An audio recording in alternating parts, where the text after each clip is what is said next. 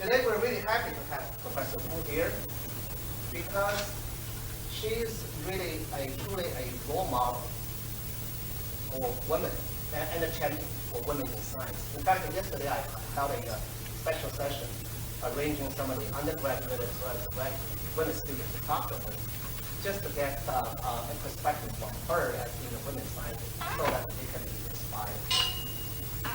She attended Part1 College in New York City. I think it's also known as the Women's College for Columbia University. And received her PhD in physics also from Columbia. So today she'll talk about silicon nanomaterials and devices.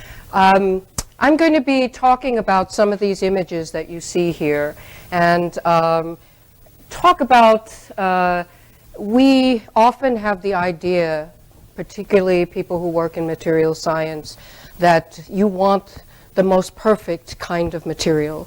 You want perfect crystalline structure. You want excellent behavior. And it's only by getting the most perfect materials that we can expect to see the best possible physical and chemical properties and the best possible performance for applications. And I want to challenge that notion so that in a preview of what I'm going to talk about further is to suggest that if we look not for the perfection, but the imperfection, perhaps those imperfections are actually the route to understanding new opportunities. So I want to talk today, I'm going to give a background, not on silicon carbide, but give a background on an imperfection that has become very famous and very important in probably the past 10 years, and that's to use this beautiful material diamond and talk about a particular imperfection in diamond that many people have been working on.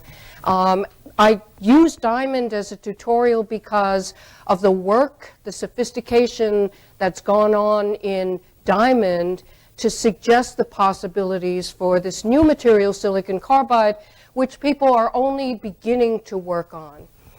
One important part of these imperfections is an unusual matching of information.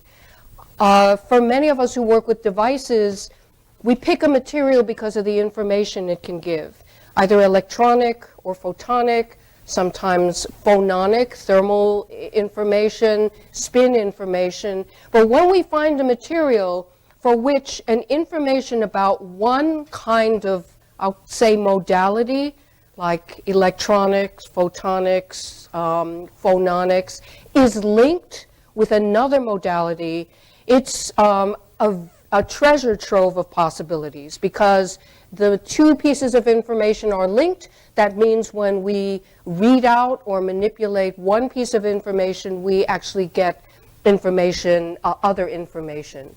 So then moving on from diamond, look at why we decide to look further in a material called silicon carbide. Point out actually, and this will be a central theme of my talk, is that all of this, this possibility with these defects, these particular defects, depends on our being able to go into the material and take that information out efficiently. And to take part of this information out, part of the information are photons, and part of the way we take the photons out is something called optical cavities. And for now, think of optical cavities as either an amplifier, an exquisitely tuned amplifier for the photons we're interested in, or in another way, it's a nanoscope.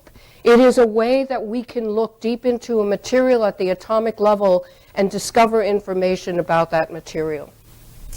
Then, taking the material and its defects together with the cavity, put them together, match them, and see what we can get in new insights into the atomic world and new ways of enhancing information from photons. And I want to do this at the beginning of the talk rather than the end because inevitably I run out of time.